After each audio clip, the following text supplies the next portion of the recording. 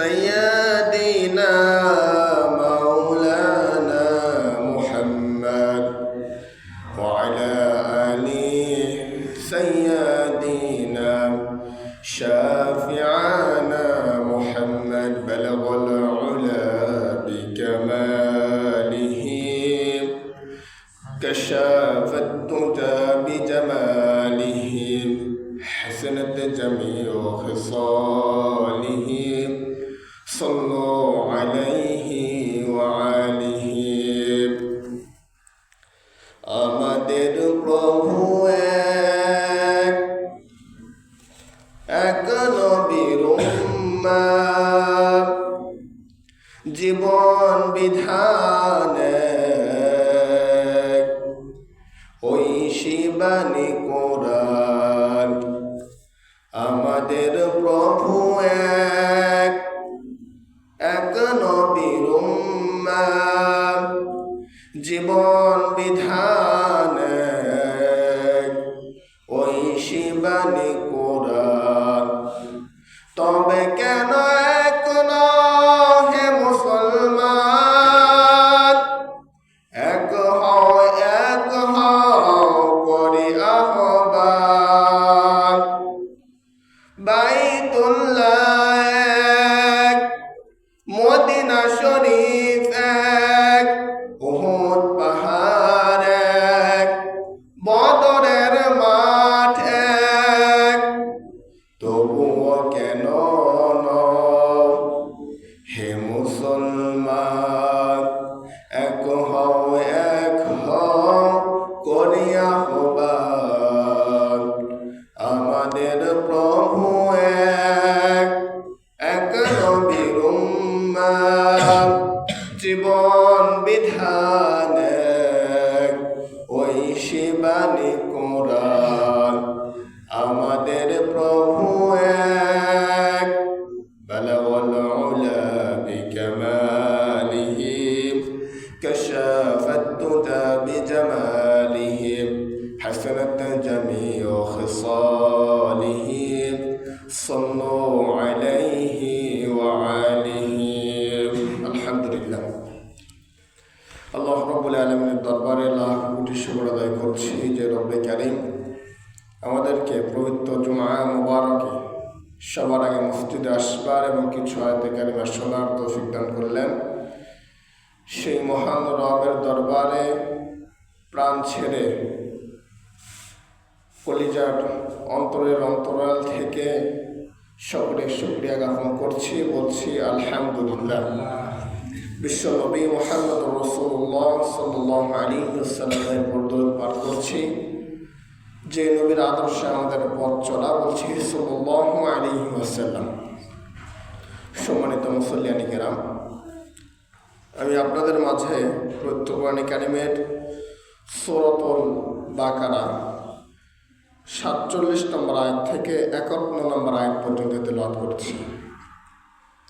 আল্লাহ রাব্বুল আলামিন উক্ত আয়াতের মধ্যে বনী ইসরাইল সম্প্রদায়ের কথা বলেছেন।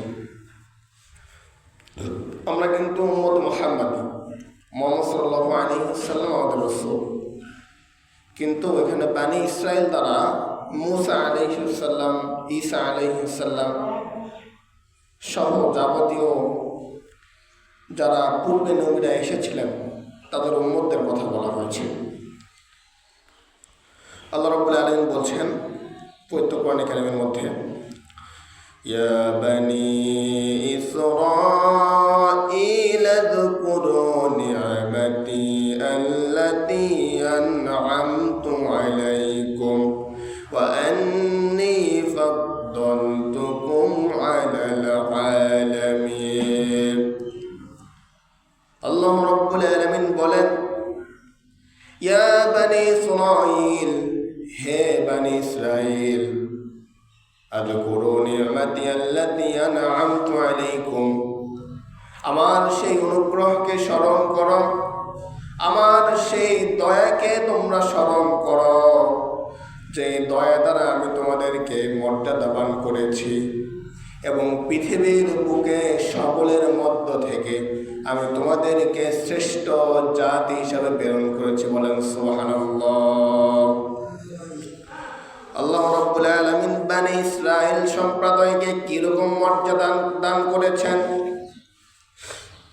তাফসীরের মধ্যে আসছে, ব্যাখ্যাকারকরা লিখেছেন কি সুন্দর করে বনি ইসরাইল আইয়ামে জাহেলিয়াতের যুগের মধ্যে ছিল। বনি ইসরাইল সম্প্রদায় তাদের সন্তান যখন বড় হতো তখন তাদেরকে হত্যা করত। এমনকি শুধু তাই নয়, বনি ইসরাইলরা গরুর এবং বিভিন্ন পশু পাখির পূজা করত। আল্লাহ রাব্বুল আলামিন তাদের মাঝে একজন নবী প্রেরণ করলেন। সেই নবীর নাম হচ্ছে হযরত মূসা আলাইহিস সালাম। আল্লাহ রাব্বুল আলামিন এজন্যই বললেন, ইয়া বনি ইসরাইল, হে বনি ইসরাইল, তোমাদেরকে আমি রহমত দান করেছি এবং পৃথিবীর মধ্যে সকল জাতির মধ্যে তোমাদেরকে আমি শ্রেষ্ঠত্ব দান করেছি। বলেন সুবহানাল্লাহ। মূসা আলাইহিস সালাম দুনিয়াতে প্রেরণ হলেন। দুনিয়াতে প্রেরণ হওয়ার পূর্বে মিশরের মধ্যে ঘোর অন্যায় চলছিল, ঘোর অত্যাচার চলছিল। আল্লাহ রাব্বুল আলামিন সেই কথা তার পরের আয়াতে বলে দিয়েছেন। আল্লাহ রাব্বুল আলামিন বলছেন, وَإِذْ نَجَّيْنَاكُمْ مِنْ آلِ فِرْعَوْنَ يَسُومُونَكُمْ سُوءَ الْعَذَابِ يُذَبِّحُونَ أبناءكم ويستحيون نساءكم وفي ذلكم بلاء من ربكم عظيم। আল্লাহ রাব্বুল আলামিন বলছেন, وَإِذْ نَجَّيْنَاكُمْ, স্মরণ করো যখন ফেরাউন সম্প্রদায় তোমাদেরকে অত্যাচার করছিল। ফেরাউনের লোকজনরা তোমাদের উপর বিভিন্ন মারধর করছিল এবং তোমাদেরকে বিভিন্ন শাস্তি দিচ্ছিল। আল্লাহ রাব্বুল আলামিনের পক্ষ থেকে এটা মহা পরীক্ষা ছিল।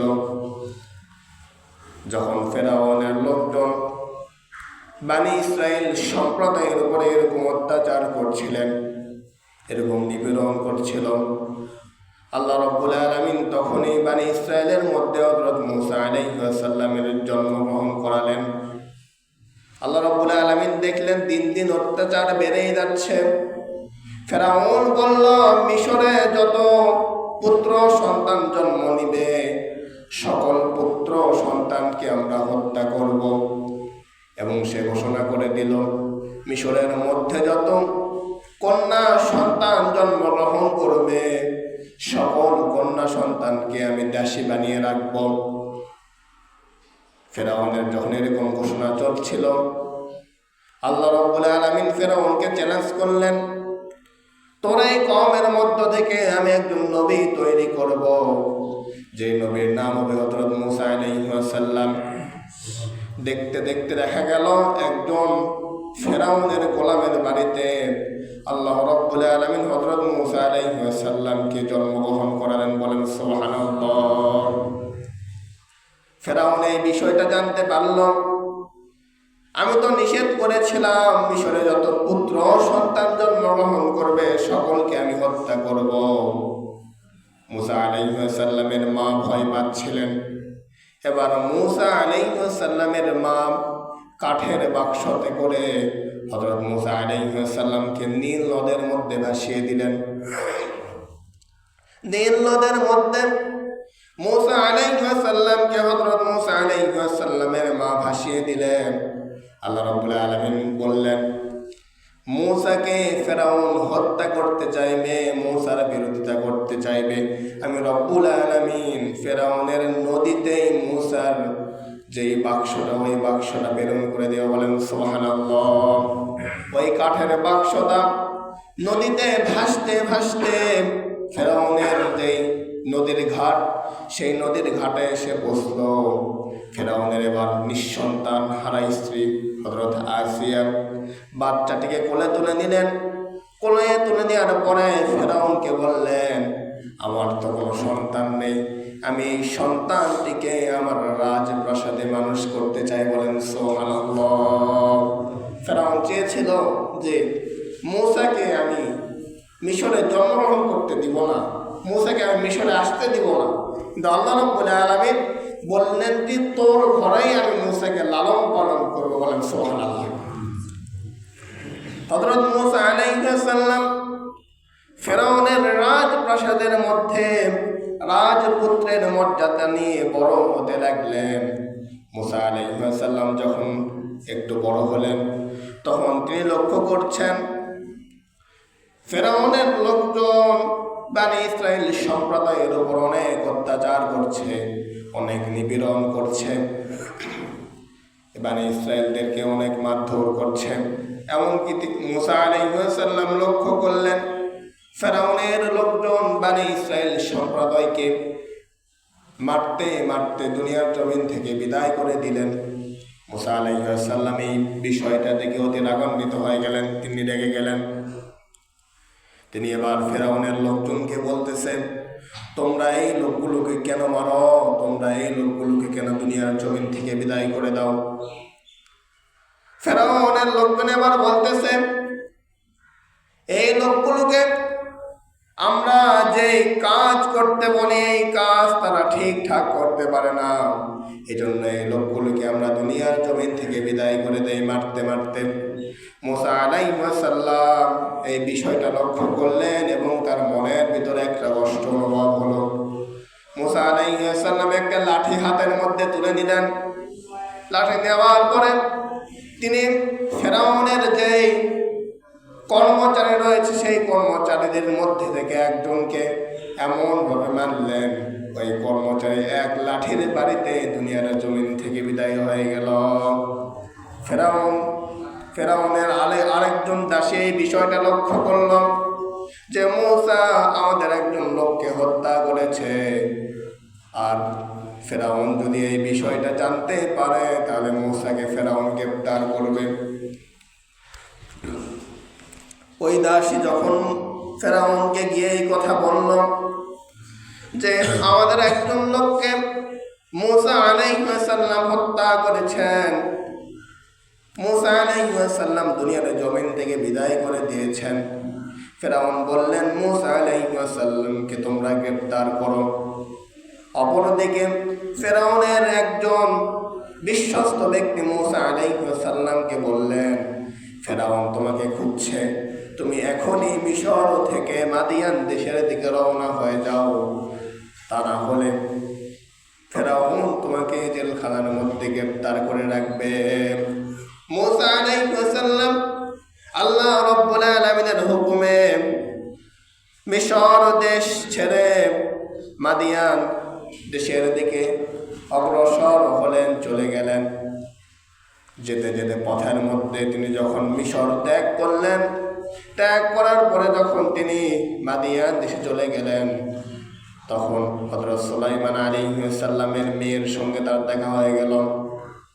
সুলাইমান আলাইহিস সালামের মেয়ে তার যে বাসাতে যে গাভী অথবা ছাগল রয়েছে, ছাগলের জন্য পানি নিতে এসেছেন এবং বাসায় খাওয়ার জন্য পানি নিতে এসেছেন।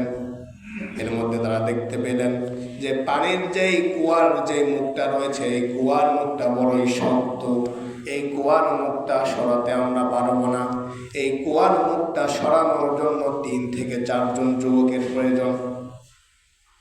এবার সুলাইমান আলাইহিস সালামের মেয়ে তাদেরকে বললেন, আপনি একটু এই কুয়ার মুখটা আমাদেরকে সরে দেন। মূসা আলাইহিস সালাম এক ধাক্কা মারলেন, সেই কুয়ার মুখটা সরে গিয়ে অনেক দূরে পড়ে গেল। বলেন সুবহানাল্লাহ। যখন তারা এই বিষয়টা লক্ষ্য করলেন যে এই পুরুষের গায়ে এতই শক্তি রয়েছে, আমার বাবাকে তো এর কথা জানাতে হয়।